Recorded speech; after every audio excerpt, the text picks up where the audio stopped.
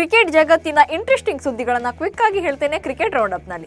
ನಾನು ಶಾಂತಾ. ನೀವು ಸುದ್ದಿಯಾನದ ಸಬ್ಸ್ಕ್ರೈಬರ್ ಆಗೋದಕ್ಕೆ ಮರಿಬೇಡಿ. ಬಾರ್ಡರ್ ಗವಾಸ್ಕರ್ ಟೆಸ್ಟ್ ಸರಣಿಯ ಮೊದಲ ಫೈಟ್ ಪರ್ತ್ನಲ್ಲಿ ಸ್ಟಾರ್ಟ್ ಆಗಲಿದೆ. ಕಳೆದ ಒಂದು ವಾರದಿಂದ ವಾಕಾ ಸ್ಟೇಡಿಯಂನಲ್ಲಿ ಟೀಂ ಇಂಡಿಯಾ ಆಟಗಾರರು ಬೆವರಿಳಿಸ್ತಾ ಇದ್ದಾರೆ. ತವರಿನಲ್ಲಿ white wash ಮುಖಭಂಗವನ್ನು ಅನುಭವಿಸಿರುವಂತಹ team India ಪರ್ತ್ test ಗೆಲ್ಲಲೇಬೇಕಾದ ಒತ್ತಡದಲ್ಲಿದೆ. ಈ ಒತ್ತಡವೇ ಬುಮ್ರಾ ಕ್ಯಾಪ್ಟನ್ಸಿ ಮೇಲೆ ಪರಿಣಾಮ ಬೀರುತ್ತಾ ಎಂಬ ಡೌಟ್ ಶುರುವಾಗಿದೆ.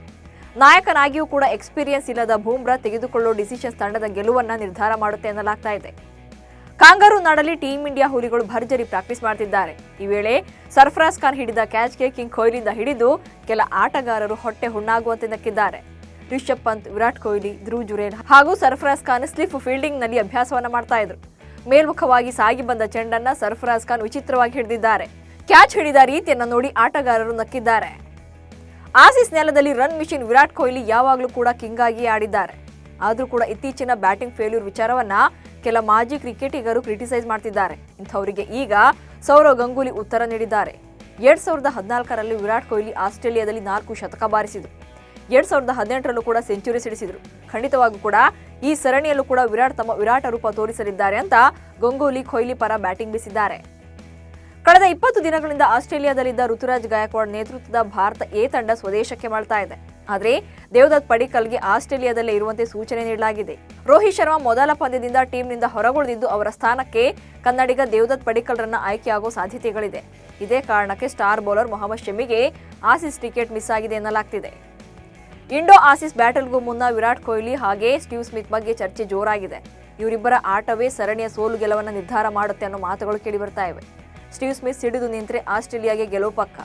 ಕಿಂಗ್ ಕೊಹ್ಲಿ ಕೆರಳಿದ್ರೆ ಟೀಂ ಇಂಡಿಯಾನೇ ವಿನ್ ಆಗುತ್ತೆ. ಆಸೀಸ್ ವಿರಾಟ್ ಕೊಹ್ಲಿಯ ಹಾಟ್ ಫೇವರೇಟ್ ಎದುರಾಳಿ. ಭಾರತ ತಂಡದ ಎದುರು ಸ್ಟೀವ್ ಸ್ಮಿತ್ ಕೂಡ ಸಾಲಿಡ್ ಆಟ ಆಡಿದ್ದಾರೆ.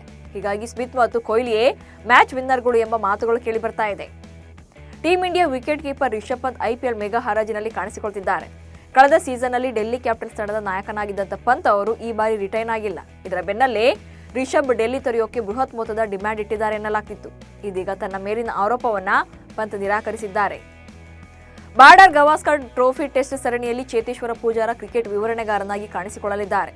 ಆಸ್ಟ್ರೇಲಿಯಾ ವಿರುದ್ಧ ಪೂಜಾರ ಅದ್ಭುತ ದಾಖಲೆಗಳನ್ನು ಹೊಂದಿದ್ದಾರೆ.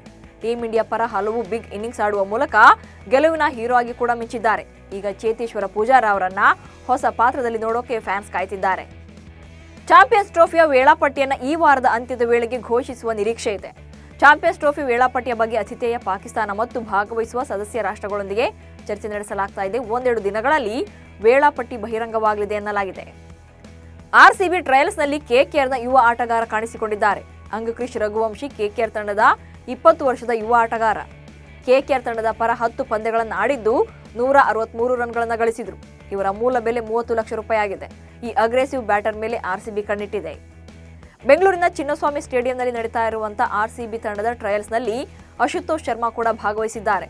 ಆರ್ಸಿಬಿ ಉತ್ತಮ ಫಿನಿಷರ್ನ ಹುಡುಕಾಟದಲ್ಲಿದ್ದು ಹೀಗಾಗಿಯೇ ಅಶುತೋಷ್ ಅವರನ್ನ ಟ್ರಯಲ್ಸ್ಗೆ ಕರೆಸಿಕೊಂಡಿದೆ ಎನ್ನಲಾಗ್ತಿದೆ. ಹೀಗಾಗಿ ಮೆಗಾ ಹರಾಜಿನಲ್ಲಿ ಆರ್ಸಿಬಿ ಅಶುತೋಷ್ ಖರೀದಿಗೆ ಬಿಡ್ಡಿಂಗ್ ನಡೆಸುವ ಸಾಧ್ಯತೆ ಹೆಚ್ಚಿದೆ. ಇವಿಷ್ಟು ಇವತ್ತಿನ ಕ್ರಿಕೆಟ್ ರೌಂಡ್ ಅಪ್ ಸುದ್ದಿಗಳು. ನಮಸ್ಕಾರ.